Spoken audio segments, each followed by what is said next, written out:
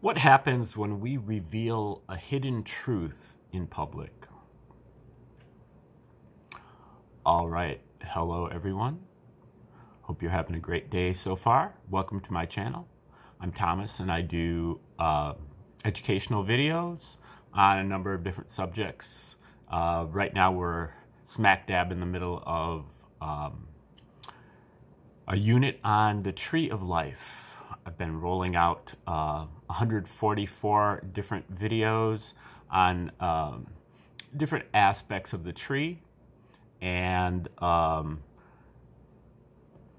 we've done most of them so far, but we've got quite a few still to go. And then after that we'll be moving into doing some other subjects.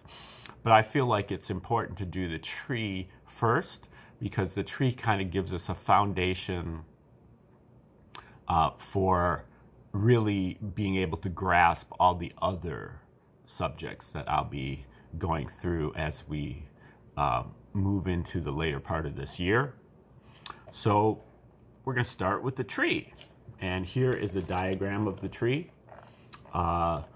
This is an ancient system that goes back to at least ancient Egypt, and it is basically divided into 12 different categories. There also are 22 different lines connecting these 10 different circles or spheres. They are numbered 10, 9, 8, 7, 6, 5, 4, 3, 2, 1. There's also something here called the abyss, an implied sphere, and a 0 above the tree. So that makes a total of 12 different categories, which you can think of as 12 different faculties of consciousness. And you can think of the tree itself as being basically a map of consciousness that you can apply to any conscious thing. And so that is kind of the more advanced workings of this, is being able to take the whole tree and apply it to each one of the different categories. So that takes it to the next level of analysis, and that is kind of a more advanced teaching that we'll get into. That's what I'm rolling out here. So these videos will start with a brief or semi-brief introduction to the tree, and then at the end of the video we'll apply it to the more subtle aspects of it. So at the beginning we talk about just the 12 different categories, and at the end we'll talk about one of the 144 different categories. And if you'd like to kind of keep score at home, you can just send me, click the link in the description, and I will send you for free a copy of the 144 Fractal Faculties, or the guide to the 144 Fractal Faculties. And that just helps you kind of keep track as we go through one of these each day. But again, to start with, what we want to do is just look at the introduction to the tree. Now, I think the tree is a great resource because it's really kind of content-free, or almost content-free, but it's something that you can apply your own experiences to. But it's also something that helps you to organize your own knowledge base and all the new things that you're learning. That's how I got involved with the tree. Is I studied it a little bit and it didn't really resonate with me quite too much. But then once I actually kind of committed it to memory, once I studied it enough to really know where all the different spheres were in relation to each other on the diagram, and what each one of them represented just in a kind of a general manner, it really started to help me integrate all of the other stuff that I had been studying, which was kind of all just jumbled up in my head. This gave me a very clear organizational model to place all the other subjects, and then all the other subjects that I've studied since then have been easily assimilable then.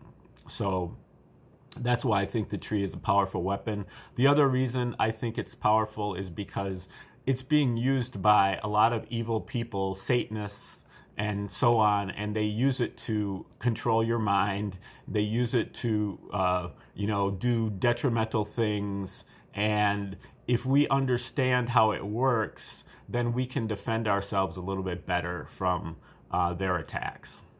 So, the tree of life itself is not evil, but it's being used by a lot of people who are. And so we can balance that out by learning to understand how the tree works so that we can kind of read their minds, so to speak, before they start launching various attacks on us. Okay, now just to go through the 12 categories here, we start with 10. And, we basically are starting with 10 when we're born, and we're evolving in this manner up the tree. The creation involves down the tree. That happens before. And then when we're born, we evolve up the tree. And so we start with the 10, and that is basically our animal consciousness, wild animal consciousness, where we're very focused on survival of the fittest, the law of the jungle, kill or be killed, all of our bodily functions that function automatically without our conscious input, such as the beating of our heart and the digestion of our food, also our fight or flight response. And then in the negative manner, kind of like the defilements of our body and the lusts of our body, which cut against all of those kind of automatic survival responses of the body. So we basically, this is the life force, and we basically have this automatic life force, but we can hinder our life force through the decisions that we make, the defilements we make on our body, the lust that we have, that serves as a negative to kind of eliminate that life force. Okay, so the night sphere, if this is kind of like the wild animal, this is like the domesticated animal, and this is the domesticated sphere. This is the domestic consciousness. This is what we're getting in the first years of our life, growing up in the home, being cared for by our, our parents or whoever else is raising us, and we are a sponge. We're basically soaking up our whole environment with rapt attention, where we're staring at things, and we're fascinated by the most mundane little things that happen. And we watch our caregivers and we imitate them. And then we practice that imitation until we get it the way we want it, and then we memorize it. So that's kind of how the learning process takes place at the night sphere. Heightened receptivity, or what's called mediumistic trance, and then imitation, repetition, and memorization. Okay, the same kind of principle goes on here at the A sphere, but where the night sphere is about the domestic consciousness, this is a public consciousness. So this is what we get once we start going to school or going to church, and we start dealing with people that really aren't our parents, that are out there in public. But it's the same kind of principle, because they tell us what we're supposed to believe and how we're supposed to behave, and we basically learn to imitate or learn to mimic, or not even but to reflect, learn to reflect what they're expecting from us, the belief systems. So we wear different masks in order to present ourselves as being acceptable to the A sphere. So the A sphere is the conventional wisdom, the expert opinion and all the institutions, all the resources, all the establishment, and all the powers that be reside in the sphere. And they pretty much tell us what we're supposed to believe and how we're supposed to think. And so this is really our faculty of believing and thinking, our logical reasoning process, and our, at least on the surface, our surface logical reasoning process, and our belief systems. And the problem here is that the sphere is somewhat of a trickster in that what it tells us to believe is not necessarily true. They tell us what they want us to believe. They may have ulterior motives for that. Maybe not, but they may have ulterior motives for that. And so they end up getting us to believe in things that are actually contradictory to our own experiences. And that creates this tension, and that creates like a negative sphere, such as rationalization or circular reasoning, or using faulty input for our reasoning process, where we know that we have to kind of appease the sphere to a certain degree because this is where the resources are located. And so we can give lip service to the sphere. But in many cases, we actually don't give lip service, and we actually accept the sphere wholeheartedly, in spite of the fact that it contradicts with our own experience. And we do this through things like rationalization, where we create justifications, we create excuses for the sphere's point of view, even though it doesn't correspond to our own point of view. And so we kind of dismiss our own experience and disregard our own experience in favor of theirs. This is, the classic emperor wears no clothes type of situation. And that is also exacerbated by consensus. And again, it's a deceiver. So it's a false consensus. They convince us that, oh, everybody knows that. And then we're so kind of intimidated by the fact that we think everybody knows it, that we're not strong enough to say, no, this isn't true.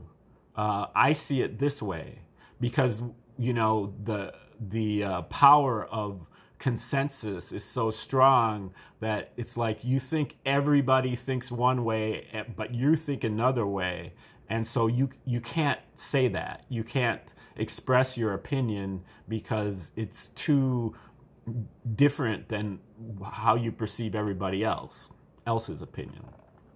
But for people who actually kind of think their way through this, they eventually abandon the sphere and move over to the seventh sphere, where the sphere is like the real world. The seventh sphere is the imaginary world. So the seventh sphere is, it's the sphere, it's the ideal sphere. It's what you imagine the sphere could be.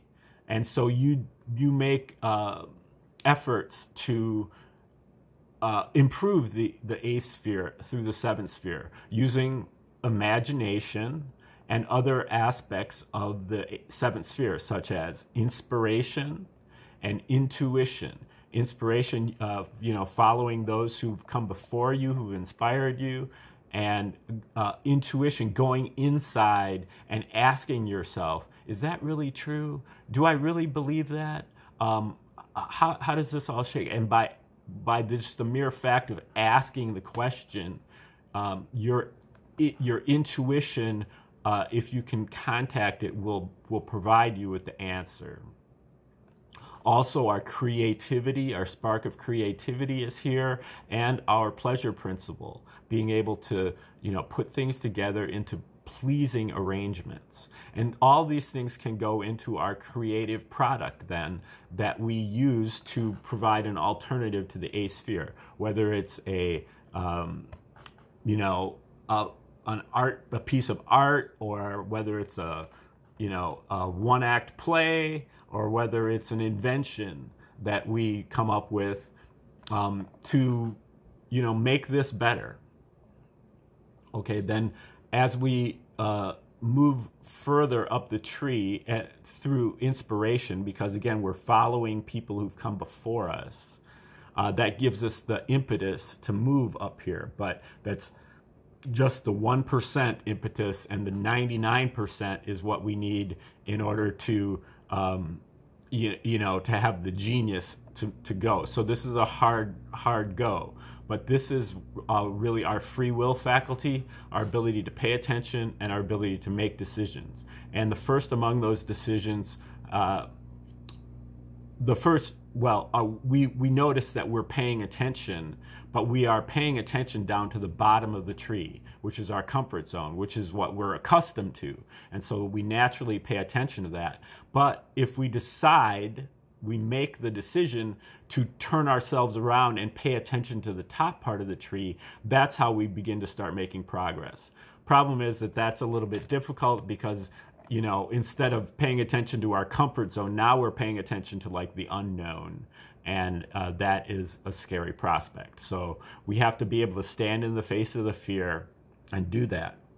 And then when we apply our attention to the fifth sphere, the next sphere in line, our fifth sphere is our sense of justice. This is our ability to figure out what is just and what is, you know, what is okay to do and what is not okay. And that is karma.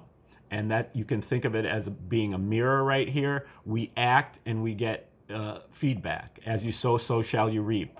What comes around goes around. For every action, there's an equal and opposite reaction. And so we can use karma as our teacher, because when karma feeds us back based on violence, waste, and violation. So when we act, we get the feedback that we deserve. And so if we're violent, we get a violent feedback in return. And so we can learn from our karma how to clean up our actions, how to eliminate that kind of hidden violence and that unjust behavior from our actions, and clean up our karma and thereby cleaning up our actions.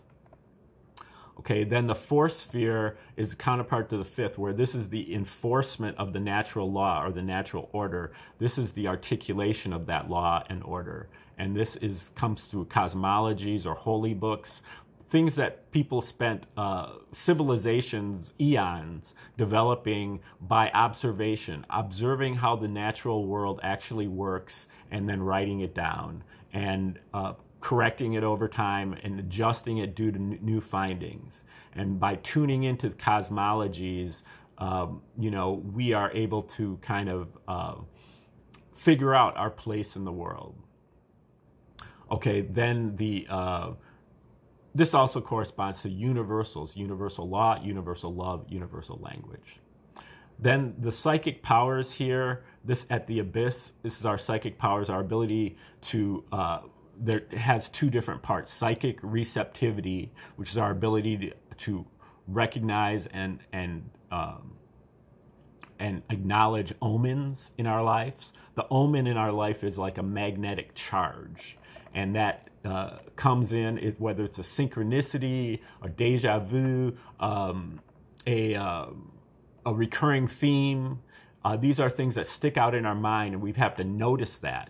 That's our psychic receptivity. And then to be able to act upon that omen is our psychic heat. So it's psychic heat, psychic receptivity. Okay, then 3, 2, and 1 at the top of the tree are divine faculties. And this is omnipotence, all-powerful, tapped into through sound and sound synchronization, such as mantra.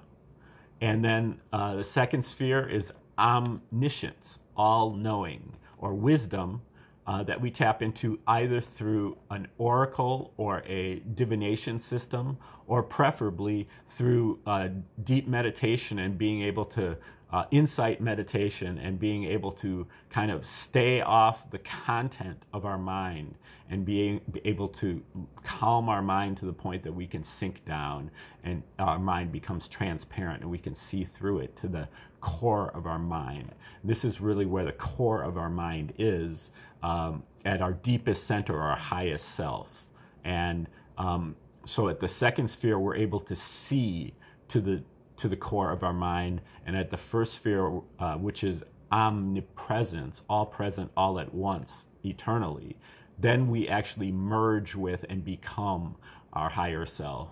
And by doing that, is a unifying factor, because we're able to actually notice that what is at the center of our mind is the same as what is at the center of everybody else. And so we're unified with everything through one.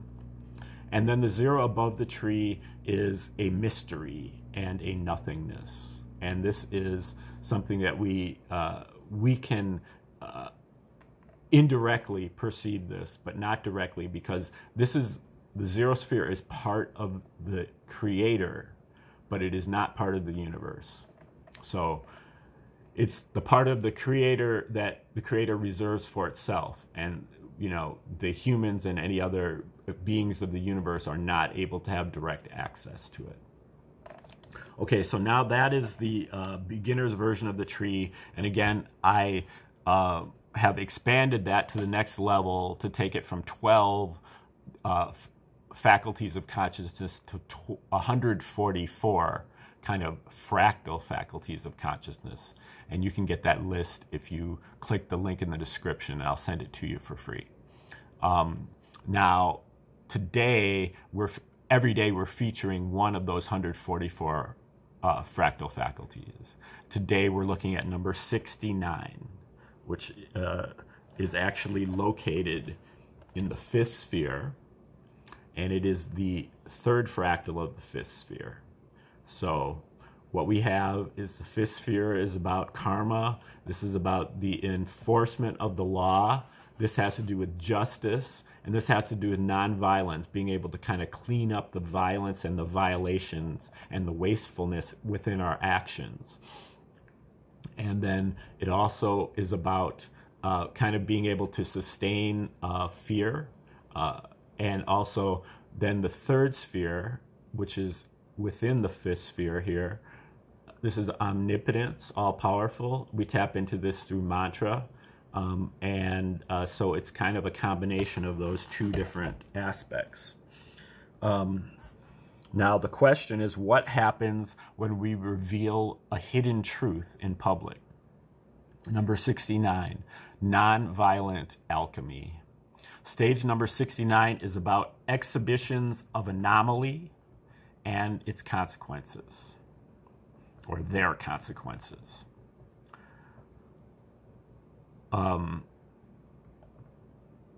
Sorry here. Just digging around here. All right.